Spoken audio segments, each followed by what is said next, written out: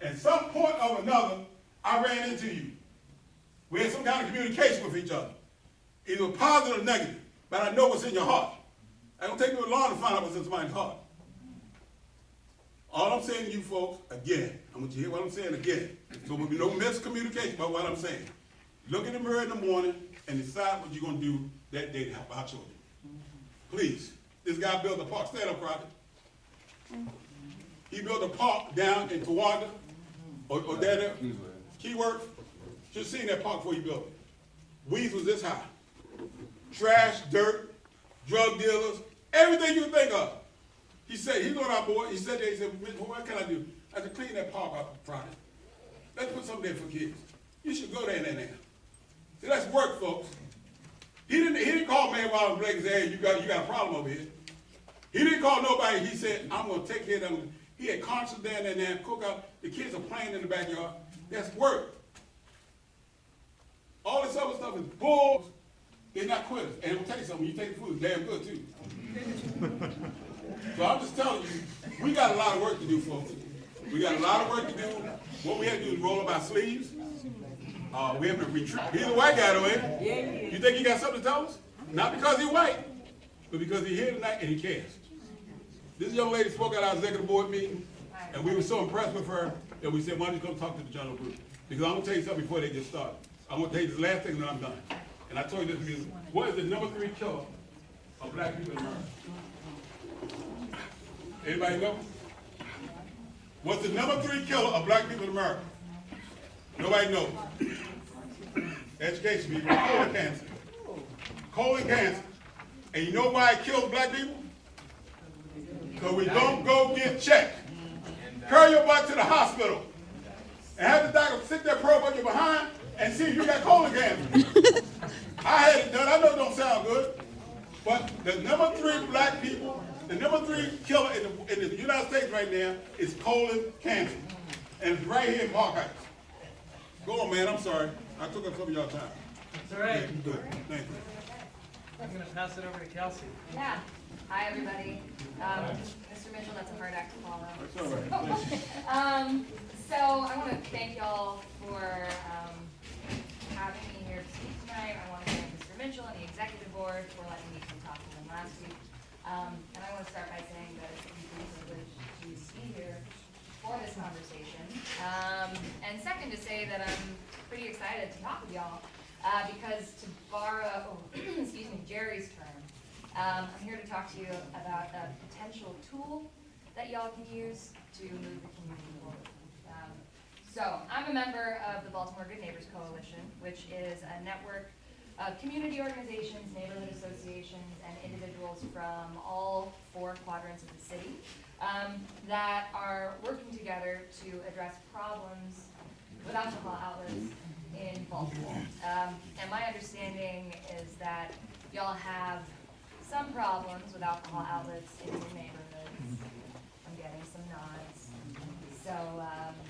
So you know, and alcohol outlets are a major social determinant of health, especially in a city like ours, where we have twice the number of alcohol outlets that we should have by state standard.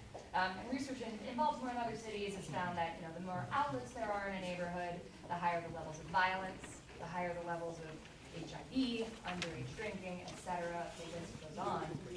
And perhaps, unsurprisingly and unfortunately, these outlets tend to cluster in poor and minority neighborhoods.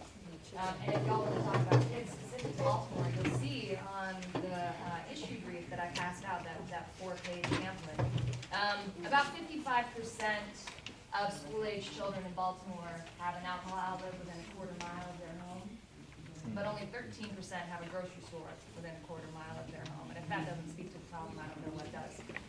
So, we obviously need a process for dealing with these outlets that's responsive to our communities. The liquor board, while it may be good now, isn't something that we can rely on. It's subject to change. We've had 4 different sets of commissioners in the past 3 years. And who knows what that liquor board is going to look like in, or even a couple months. We just do not know. And of course, Transform Baltimore, which is the major rewrite of the city zoning code that I'm sure y'all have heard plenty about, and which has some alcohol outlet related provisions, you know, will do good things, but it's not gonna take care of all of the issues that we're aware of when it comes to alcohol outlets in our city. So, what the Baltimore Good Neighbors Coalition is working on in partnership with Councilman Mosby, is a tool that would allow for additional citizen input and regulation of alcohol outlets through the zoning code. And this would be in complement to the liquor board, so this is something that's additional.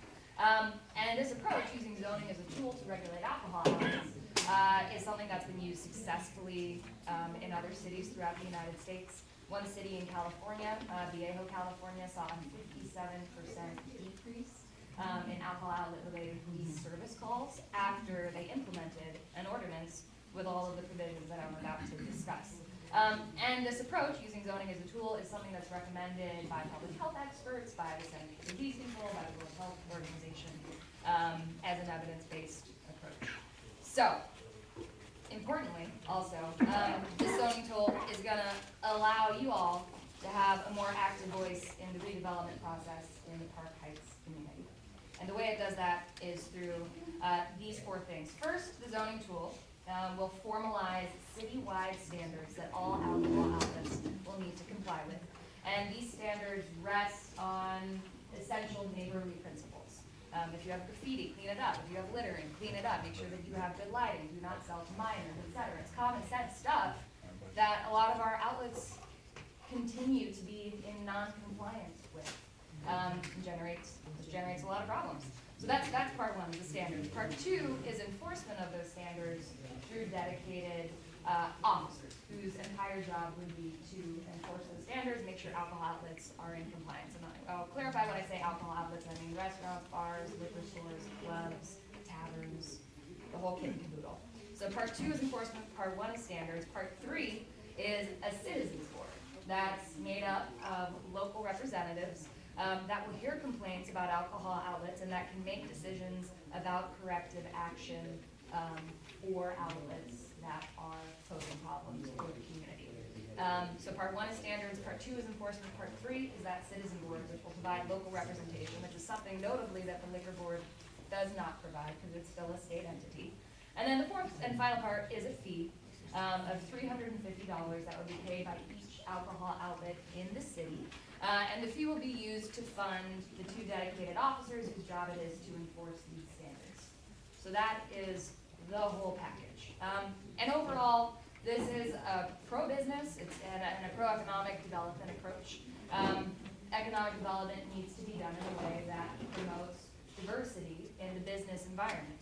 And too many